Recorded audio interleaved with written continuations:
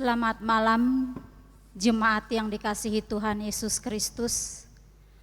Puji syukur kita naikkan kepada Tuhan karena kasih kemurahan Tuhan boleh mengizinkan kita untuk kita bersama-sama beribadah di rumah masing-masing yang dilakukan secara streaming.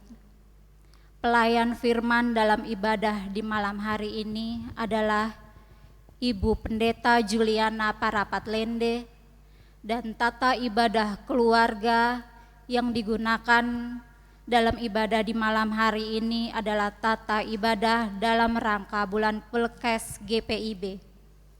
Mari jemaat yang dikasihi Tuhan Yesus Kristus, kita persiapkan hati dan pikiran kita, biarlah Roh Kudus Tuhan yang memimpin kita untuk masuk dalam ibadah di malam hari ini. Kita menghadap Tuhan. Situasi yang sulit sedang kita alami. Pandemi COVID-19 tiada berujung. Tetapi kiranya tidak melunturkan sukacita kita untuk datang kepada Tuhan, beribadah bersama keluarga dalam rangka bulan Pelkes GPIB. Karena sesungguhnya betapa menyenangkan ketika kita datang menghadap Tuhan untuk beribadah dan untuk membesarkan nama Tuhan. Betapa menyenangkan ketika kita hadir dan bersekutu bersama dalam nama Tuhan untuk mendengarkan perintah dan petunjuk Tuhan dalam firman-Nya. Marilah kita sujud menyembahnya, berlutut di hadapan Tuhan yang menjadikan kita. Sebab Dialah Allah kita, dan kitalah umat gembalanya, dan kawanan domba tuntunan tangannya. Mari jemaat kita berdiri, kita memuliakan nama Tuhan dengan bernyanyi dari Gita Bakti 1, bait 1 dan 2, Pujilah Sang Pencipta.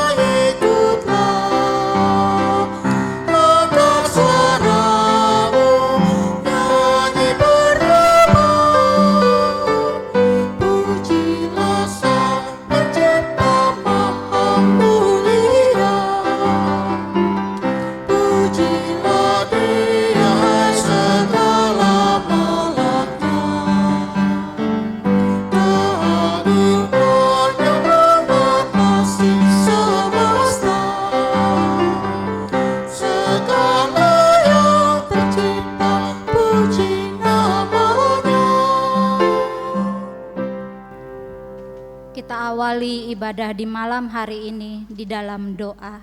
Kita berdoa. Ya Tuhan, syukur kami naikkan kepadamu karena kasih-Mu tiada berkesudahan. Engkau selalu setia menyertai kehidupan kami walaupun kami sering berlaku tidak setia kepadamu. Kiranya pengampunan-Mu berlaku atas kehidupan kami. Sekarang, ya Tuhan, kami telah berkumpul dalam persekutuan ibadah keluarga. Kiranya Tuhan melayakkan kami untuk menghadap hadirat-Mu. Kami mohon Engkau memimpin kami dari awal hingga akhir ibadah ini, sehingga ibadah ini boleh berkenan di hadapan-Mu dan boleh menjadi berkat bagi kehidupan kami. Amin. Mazmur pasal 112 bait 1 hingga 3 menjadi mazmur pujian yang akan kita naikkan secara silih ganti. Haleluya, berbahagialah orang yang takut akan Tuhan, yang sangat suka kepada segala perintahnya. Anak cucunya akan perkasa di bumi. Angkatan orang benar akan diberkati.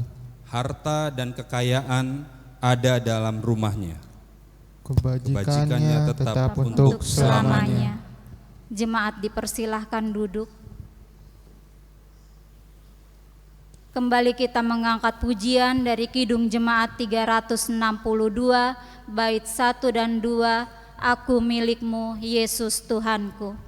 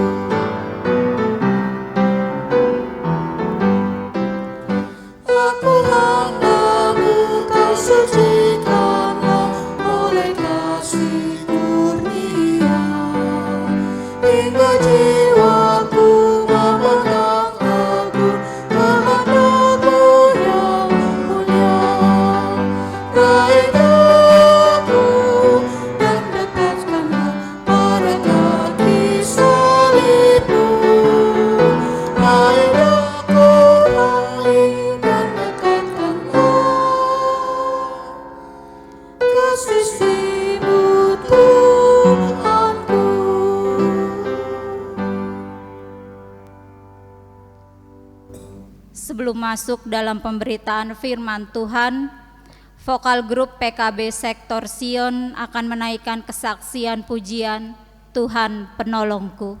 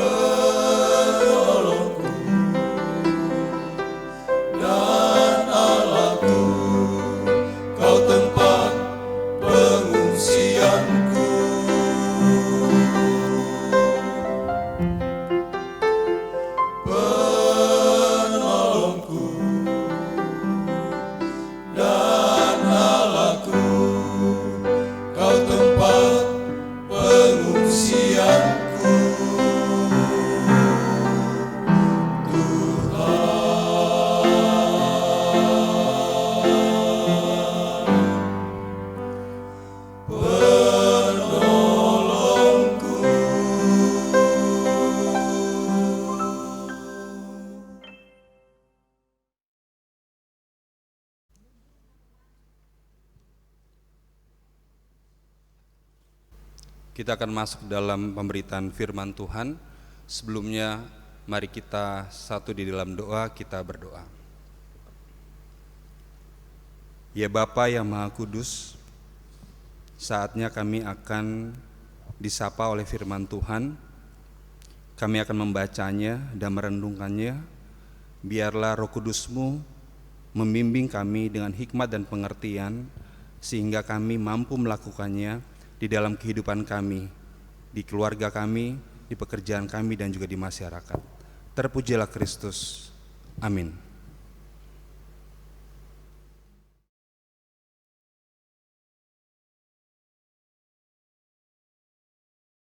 Jadi kita akan membaca Alkitab dari Imamat 18 ayat 6 sampai 30, diminta para jemaat untuk bangkit berdiri.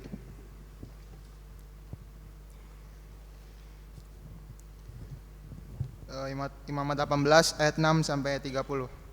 Siapapun di antaramu janganlah menghampiri seorang kerabatnya yang terdekat untuk menyingkapkan auratnya. Akulah Tuhan. Janganlah kau singkapkan aurat istri ayahmu, karena ia hak ayahmu, dia ibumu, jadi janganlah singkapkan auratnya.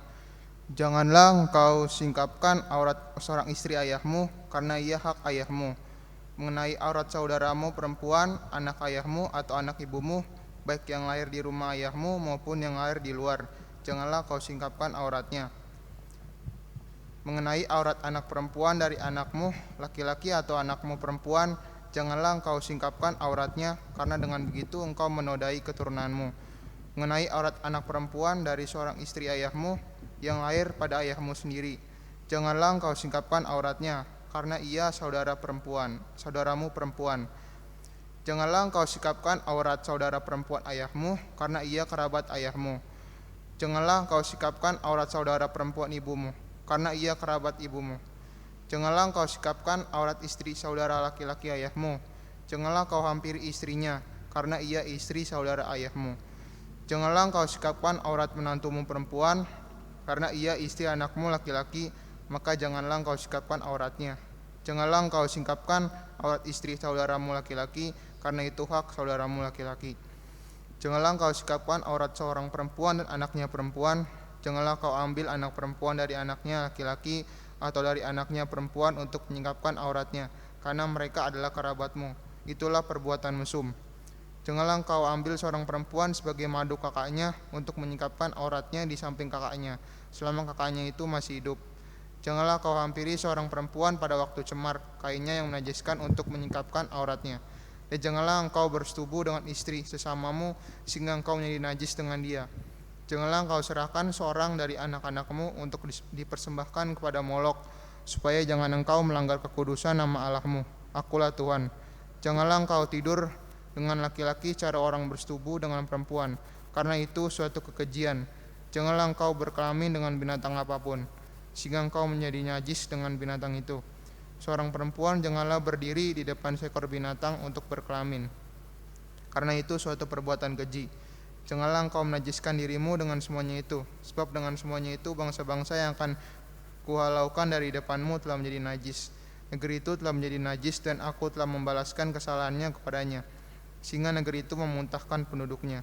Tetapi kamu ini haruslah tetap berpegang pada ketetapanku dan peraturanku, dan janganlah melakukan sesuatu pun dari segala kekejian itu, baik orang Israel asli maupun orang asing yang tinggal di tengah-tengahmu.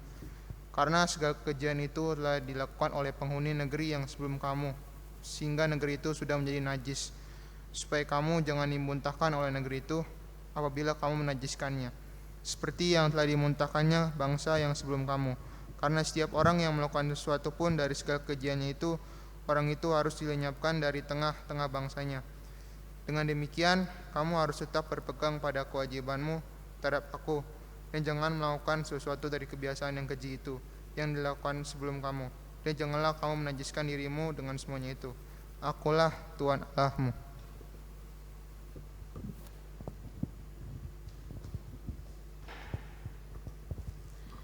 Demikian firman Tuhan, terpujilah Kristus, haleluya.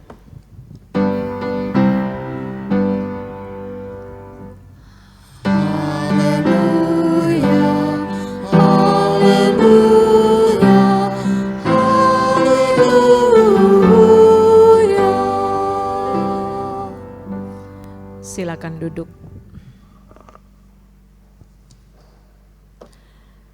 Saudara-saudaraku, mari kita lihat ayat yang ke-26. Tetapi kamu ini haruslah tetap berpegang pada ketetapanku dan peraturanku, dan janganlah melakukan sesuatu pun dari segala kekejian itu, baik orang Israel asli maupun orang asing yang tinggal di tengah-tengahmu. Saudara-saudara yang terkasih dalam Tuhan Yesus Kristus, keluarga yang sedang beribadah, kita sedang masuk pada bulan Pelkes, dan di dalam bulan Pelkes ini setiap hari Rabu itu kita memakai tata ibadah dari Majelis Sinode dalam rangka Pekan Keluarga Pelkes. Jadi saudara-saudara yang terkasih, kita melakukannya secara streaming, tetapi ada berbalasan antara ayah, ibu, dan juga anak-anak. Nah, saudara-saudara yang terkasih, kalau kita mau lebih mencerna bahwa apa yang kita baca atau firman Tuhan yang kita baca pada malam hari ini kayaknya buat kita merinding. Ini apa sih yang dimaksud dari firman Tuhan ini?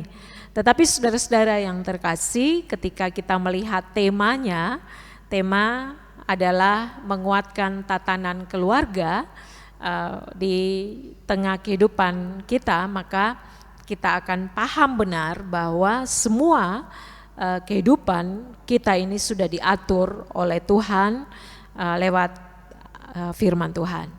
Nah, saudara-saudara, saya mau kemukakan tentang kebiasaan yang sering kali ada di sekitar kita. Ini berhubungan dengan ayat yang ketiga. Coba kita kembali melihat ayat yang ketiga dari pasal 18 ini. Janganlah kamu berbuat seperti yang diperbuat orang di tanah Mesir, di mana kamu diam dahulu. Juga janganlah kamu berbuat seperti yang diperbuat orang di tanah Kanaan, kemana aku membawamu. Janganlah kamu hidup menurut kebiasaan mereka. Saudara-saudara yang terkasih, apa itu kebiasaan? Kebiasaan adalah sesuatu yang kita biasa lakukan setiap hari. Dan tanpa kita sadari maupun kita sadar, kita lakukannya dengan biasa. Misalnya kebiasaan kita bangun pagi sikat gigi, itu kita lakukan terus. Kalau tidak lakukan seperti ada yang kurang. Atau kebiasaan kita bangun pagi langsung minum air putih, itu langsung saja, itu berarti kebiasaan.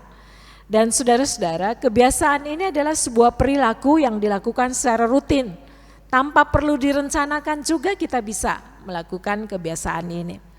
Dan saudara-saudara yang terkasih, kebiasaan kita ini itu secara otomatis terjadi. Dan kita bisa juga ada kebiasaan-kebiasaan yang lain dalam kehidupan kita. Sehingga untuk memberhentikan kebiasaan ini agak sulit. Makanya ketika kalau kita bangun pagi sudah biasanya langsung minum air putih, enggak lakukan, kita rasa ada yang hilang. Dan saudara-saudara, apakah kita bisa untuk meniadakan kebiasaan ini? Bisa. Tetapi kalau kita tidak mau melakukan kebiasaan ini, kita harus membuat sebuah kebiasaan yang baru. Karena kalau tidak, kita akan kembali dalam kebiasaan yang lama. Dan saudara, bukan tidak mungkin bahwa kita punya kebiasaan-kebiasaan, bukan saja sikat gigi pada pagi hari atau minum air putih pada pagi hari, tetapi kita juga ada kebiasaan punya hawa nafsu, punya keserakahan, rakus, dan kebiasaan-kebiasaan ini kadang itu sudah ada dalam hidup kita. Jadi tanpa kita sadari kita lakukan, tanpa kita sadari kita selalu ambil lebih banyak, tanpa kita sadari kita melakukannya seperti hal yang wajar saja. Mungkin kita selalu mengeluarkan kata-kata yang jahat terhadap orang lain. Itu tanpa kebiasaan, tanpa sadar kita lakukan. Misalnya kita hampir keserempet, mulut kita langsung latah mengungkapkan hal-hal yang jahat. Tapi itu hal kebiasaan. Dan saudara-saudara, bagaimana kita menghilangkan kebiasaan? Kebiasaan ini bisa kita hilangkan dengan yang pertama, mulailah berdoa, mengakui tentang kebiasaan-kebiasaan buruk, memohon supaya Tuhan dengan kuasa-Nya mengubah kita, keinginan kita untuk melakukan kebiasaan-kebiasaan yang baik. Jadi saudara, kita harus datang memohon, mengakui tentang kebiasaan-kebiasaan kita yang salah, lalu bersedia memohon Tuhan supaya kita masuk dalam kebiasaan yang baik. Yang kedua, kita harus pertimbangkan hari esok. Saudara, kalau kita terus senang makan gula, maka kita harus ingat bahwa mungkin kita akan kena diabetes. Kalau kita terus saja melakukan hal yang buruk, maka suatu saat, saudara-saudara yang terkasih, akhirnya kita akan dianggap buruk. Misalnya kita lebih senang main game daripada baca Alkitab. Ya lama-lama kita lakukan seperti itu. Akhirnya kita enggan untuk membaca Alkitab. Misalnya juga kita lebih senang untuk melakukan atau memikirkan hal-hal yang jahat. Akhirnya apapun yang dilakukan orang lain, kita selalu memikirkan yang jahat. Dan saudara, kita harus pertimbangkan untuk hari esok. Masakan saya terus begini, masakan saya terus ada dalam kejahatan, seperti itu. Yang ketiga, kita harus tukar kebiasaan buruk kita ke kebiasaan yang baik. Dan saudara, ini tidak mudah, tetapi untuk menghilangkan kebiasaan yang salah, kita harus bisa untuk melakukan kebiasaan yang baik. Yang keempat, saudara-saudara, kita harus berteman dengan orang yang baik. Orang yang bisa mengarahkan kita ke arah yang baik. Karena saudara, dalam kitab Amsal dikatakan bahwa pergaulan yang buruk maka akan menghasilkan sikap kita yang buruk. Jadi saudara, kita mau meninggalkan kebiasaan yang salah, kita harus berteman dengan orang-orang yang baik. Nah, saudara-saudara yang terkasih, dari sini kita bisa memahami firman Tuhan yang kita baca. Saudara, bangsa Israel itu mereka berada di Mesir selama 430 tahun. Bapak Ibu bisa bayangkan, Bapak Ibu saudara-saudara di rumah bisa bayangkan itu berapa keturunan. 430 tahun. Kalau umur kita itu sampai 70 tahun, berarti mereka di sana itu ada sekitar 5 keturunan mungkin ya, 5-6 keturunan. Kalau usia mereka sampai mencapai 80 tahun. Jadi saudara-saudara, 430 tahun mereka ada di sana. Dan itu berarti semua gaya hidup Mesir itu sudah masuk dalam diri mereka. Cara-cara kehidupan Mesir itu sudah ada, cara makan, cara menikah, hubungan dalam keluarga itu sudah mendarah daging dalam kehidupan orang Israel. Sehingga saudara-saudara yang terkasih, kebiasaan-kebiasaan Israel itu sudah dilakukan oleh orang Mesir. Kebiasaan-kebiasaan Mesir itu sudah juga dilakukan oleh orang Israel. Sehingga saudara-saudara yang terkasih, kita lihat di sini bahwa pada ayat 4, kamu harus lakukan peraturanku dan harus berpegang pada ketetapanku dengan hidup menurut semuanya itu. Akulah Tuhan Allahmu. Di sini saudara-saudara yang terkasih, Allah meminta kepada Musa untuk menghadirkan peraturan-peraturan yang seharusnya mereka lakukan. Mereka harus meninggalkan kebiasaan-kebiasaan di Mesir. Dan saudara-saudara, dalam pembacaan kita pada Imamat 18 ini lebih menekankan tentang kekudusan dalam perkawinan. Dan saudara, itu harus diubah, itu harus ditarik dari kebiasaan lama untuk masuk dalam kebiasaan yang baru, yang kudus, yaitu kekudusan dalam perkawinan. Dan saudara-saudara yang terkasih, rupa-rupanya ini adalah fondasi yang harus disadari oleh umat Israel, bahwa fondasi keluarga di mana aturan-aturan baru itu diberikan, itu sangat pas dimulai dari keluarga. Sehingga saudara-saudara yang terkasih, nasihat-nasihat itu diberikan secara rinci. Saudara, kalau kita baca baik-baik dikatakan apa? Kamu tidak boleh bersetubuh dengan istri ayahmu. Istri ayahmu siapa? Ibumu. Kamu juga tidak boleh bersetubuh dengan adik atau kakak perempuanmu. Kamu tidak boleh bersetubuh dengan keluarga dari ayahmu.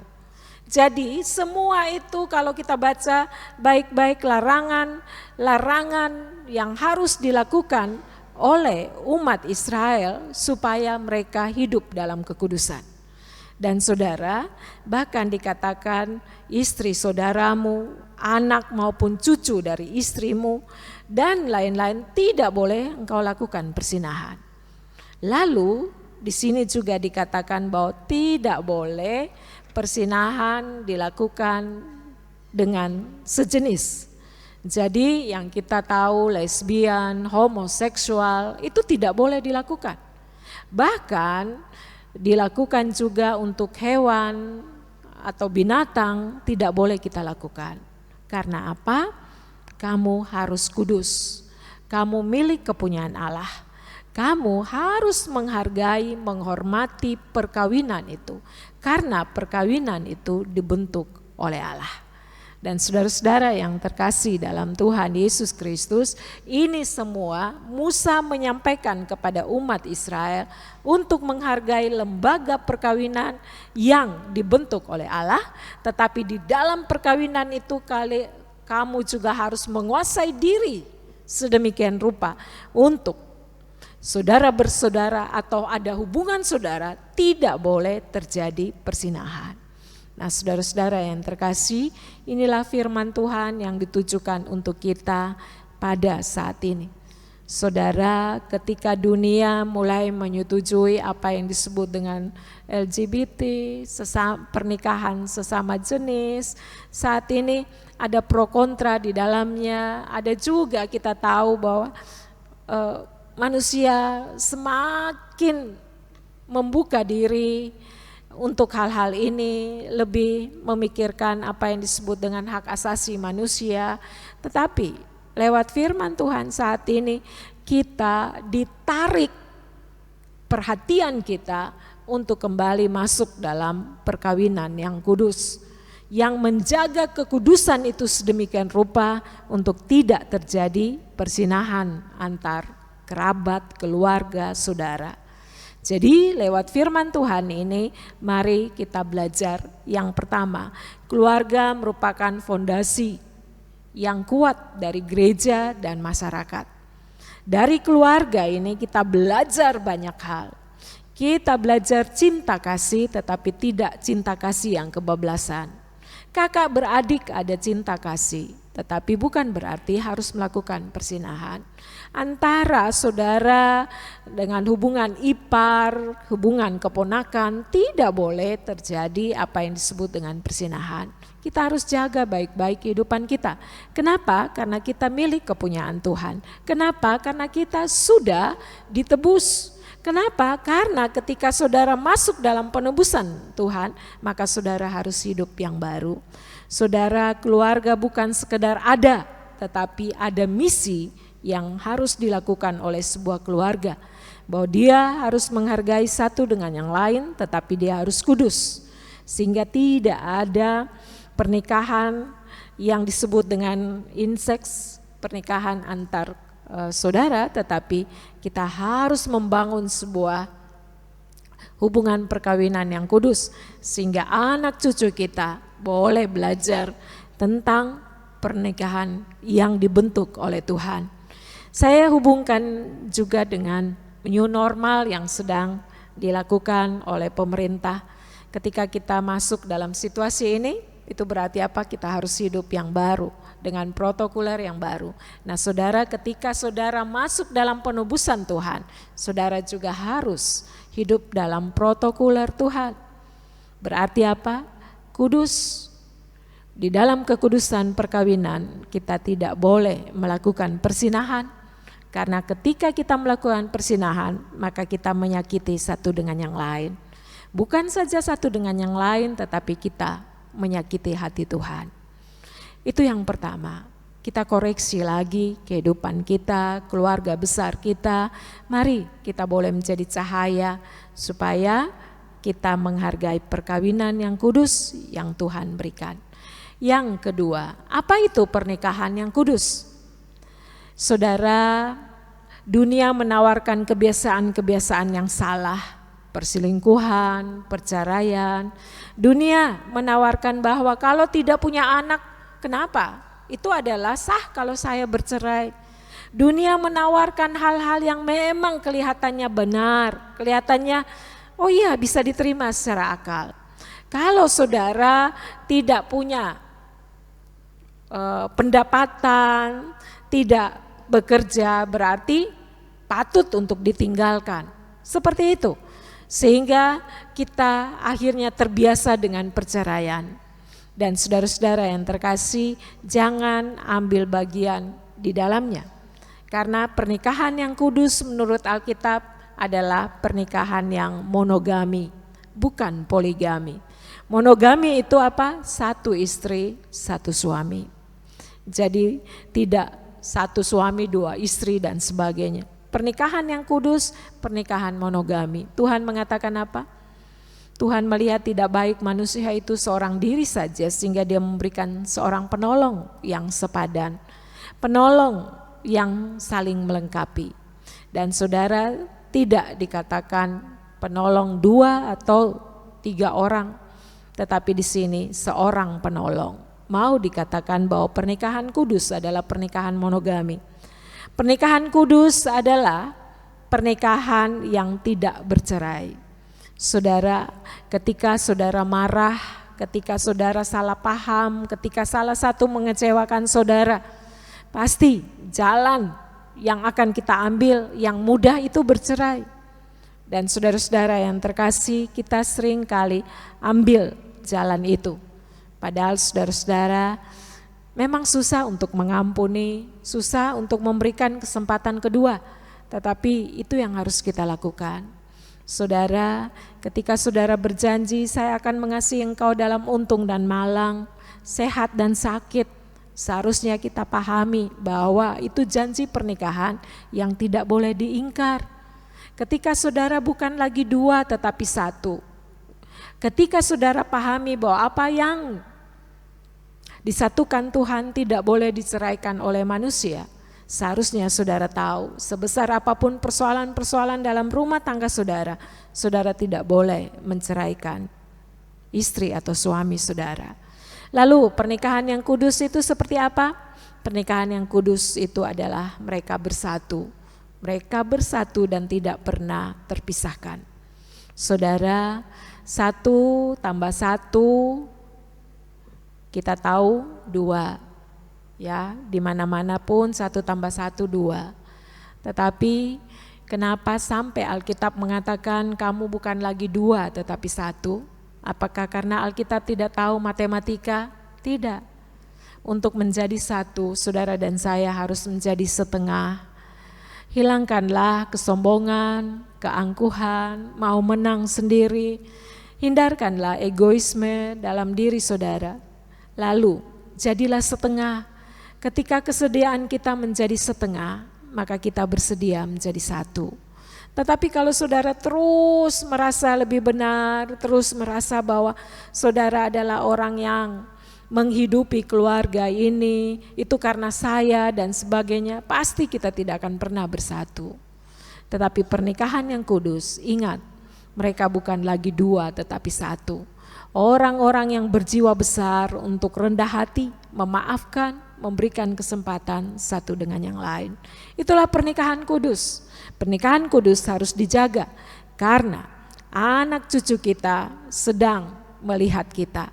Saudara, jangan sampai anak-anak kita belajar tidak baik tentang arti perkawinan. Akhirnya mereka mengambil jalan untuk bercerai. Yang terakhir, saudara-saudara yang terkasih, ingat semua yang kita buat ada akibatnya. Saudara, bangsa umat Allah, Israel itu milik kepunyaan Allah. Mereka kudus, mereka disendirikan, mereka diatur oleh Allah sendiri. Tetapi ingat, ketika engkau taat, engkau diberkati. Ketika engkau tidak taat, maka engkau akan dihukum. Jadi saudara-saudara yang terkasih, mari kita dalam hidup kita ingat semua yang kita lakukan ada akibatnya. Nah, dari sini kita pahami, ketika kita mengandalkan Tuhan, ketika kita memprioritaskan Tuhan, ketika kita undang Tuhan hadir dalam rumah tangga kita, maka kita akan menghadirkan kebiasaan-kebiasaan yang baik, kebiasaan-kebiasaan positif, kebiasaan-kebiasaan yang seturut dengan kehendak Tuhan. Saya bandingkan dalam Yohanes 2 ayat 10. Setiap orang menghidangkan anggur yang baik dahulu, dan sesudah orang puas minum barulah yang kurang baik. Akan tetapi engkau menyimpan anggur yang baik sampai sekarang. Saudara, saya mau katakan begini, kebiasaan orang itu karena pestanya diadakan sehari suntuk, maka strategi pesta itu apa? Hidangkan anggur yang baik dahulu, nanti lama-lama yang tidak baik. Tetapi ketika Tuhan hadir di pesta di Kana, anggur yang tersedia itu stabil dari awal sampai akhir. Anggur itu baik terusnya. Nah, strategi biasanya kita kalau bulan madu baiknya minta ampun. Kalau awal perkawinan baiknya minta ampun. Tetapi akhir-akhir ini kita menjadi tidak baik. Karena apa? Kasih kita berkurang. Tetapi ketika Tuhan hadir, Tuhan menyatakan kehendaknya, maka kita akan menghidangkan anggur yang baik dari awal, pertengahan, sampai akhir nikah kita. Biarlah saudara-saudara yang terkasih, kita kembali dalam kebiasaan-kebiasaan yang baik, yaitu menghargai perkawinan, menghormati pasangan hidup yang Tuhan berikan, sekaligus juga senantiasa memohon pertolongan Tuhan, sehingga perkawinan kita adalah perkawinan yang berkenan kepada Tuhan. Terpujilah Tuhan. Amin.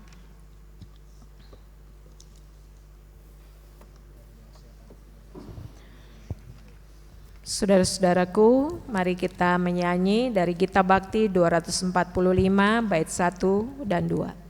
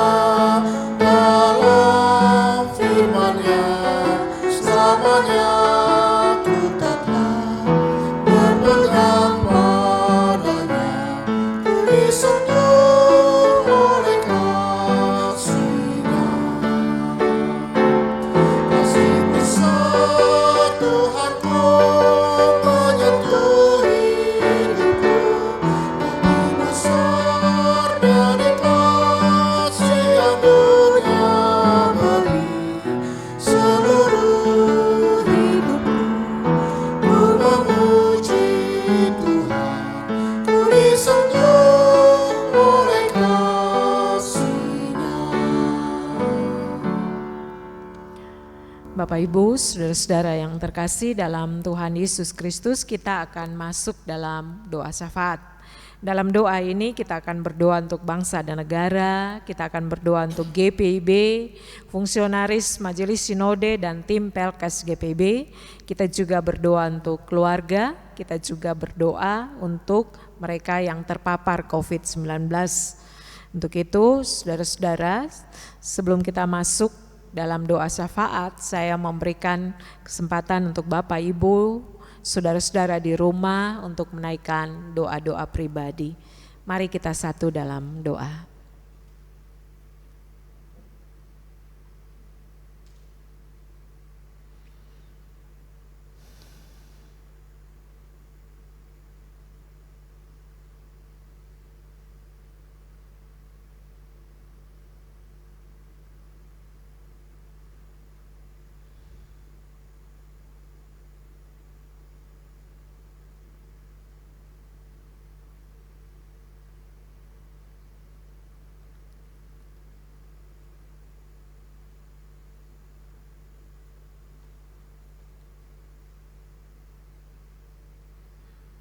Tuhan Yesus yang di sorga, berkatilah keluarga kami masing-masing, berilah kami hidup kudus, mengasihi satu dengan yang lain, dan dijauhkan kami dari persinahan, sehingga kami menghargai rumah tangga kami.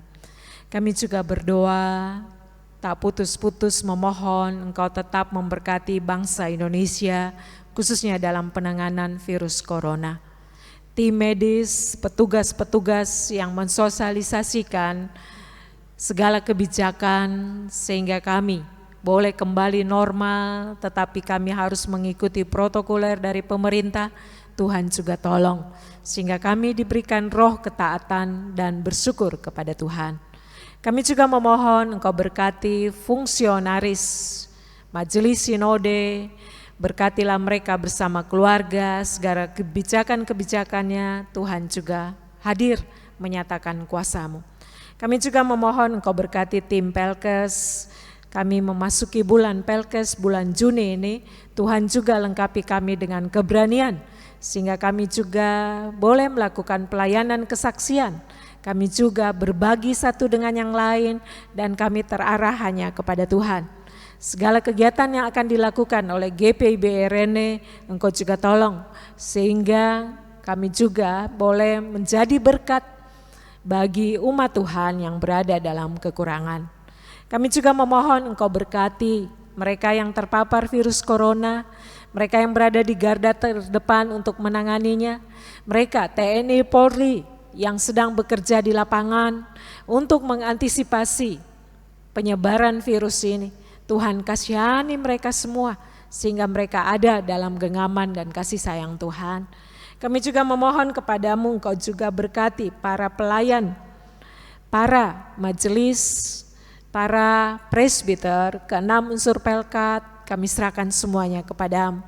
Berkatilah komisi, berkatilah semua kebijakan di mana kami akan kembali lagi beribadah bila Tuhan berkenan.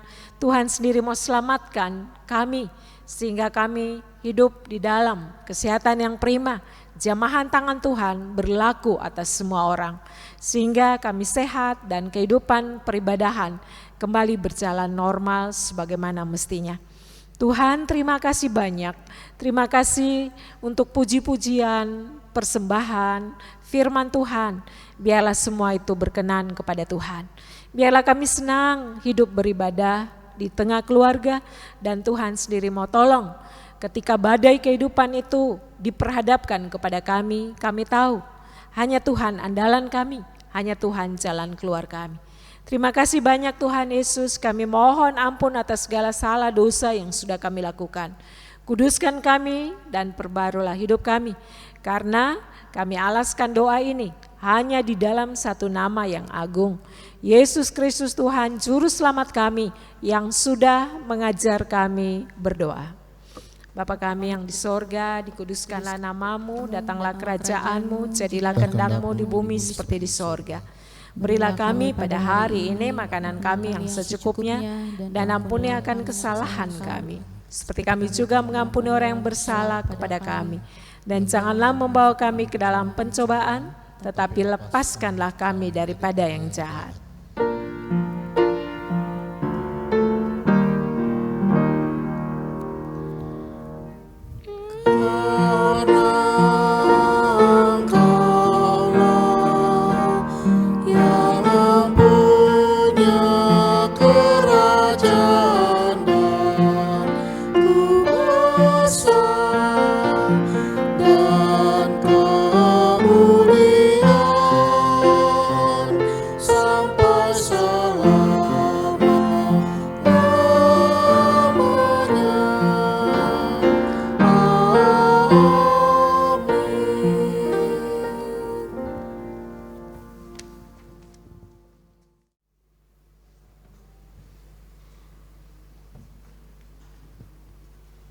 Mari Bapak Ibu Jemaat untuk menaikkan pengucapan syukur kita masuk ke ajakan persembahan. Persembahan yang akan kita bawa kepada Tuhan merupakan bukti bahwa dalam kehidupan yang terkadang begitu sakit, Ia tetap setia memelihara kehidupan gerejanya. Kerelaan hati dan kejujuran dalam memberi persembahan pada junjungan kita Yesus Kristus adalah wujud kesetiaan kita dan rasa terima kasih kepada Tuhan Yesus Kristus. Maka dengan ketulusan kita memberi persembahan dengan hati yang bersyukur dan tangan yang terbuka untuk kemuliaan namanya. Sementara memberikan persembahan, marilah kita menyanyikan dari Kidung Jemaat 251 ayat 1 dan 4. Mari bersyukur semua.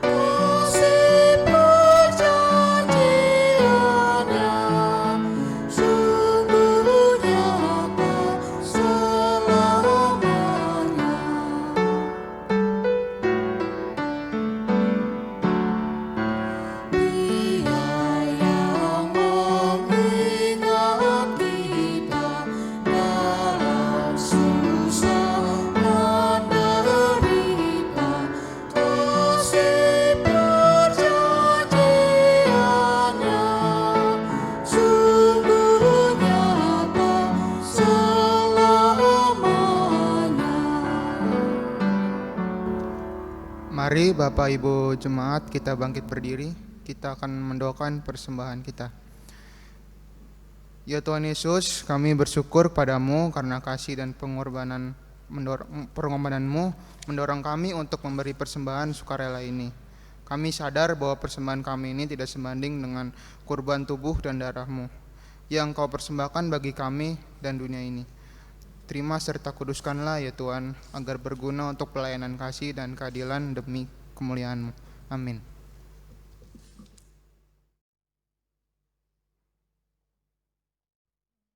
Bapak Ibu, saudara-saudara yang terkasih, kita tetap berdiri, mari kita terima amanat pengutusan.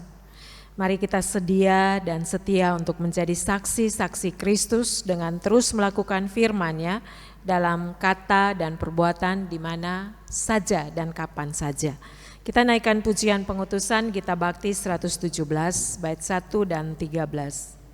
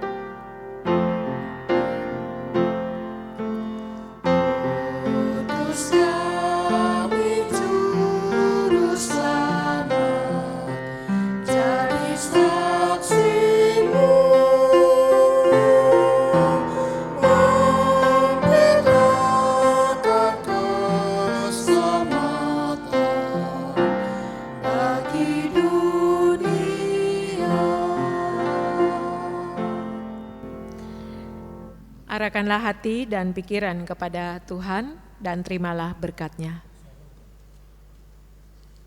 Kasih karunia Tuhan Yesus Kristus dan kasih Allah dan persekutuan Roh Kudus kiranya menyertai kita sekalian mulai sekarang kekal sampai selama-lamanya.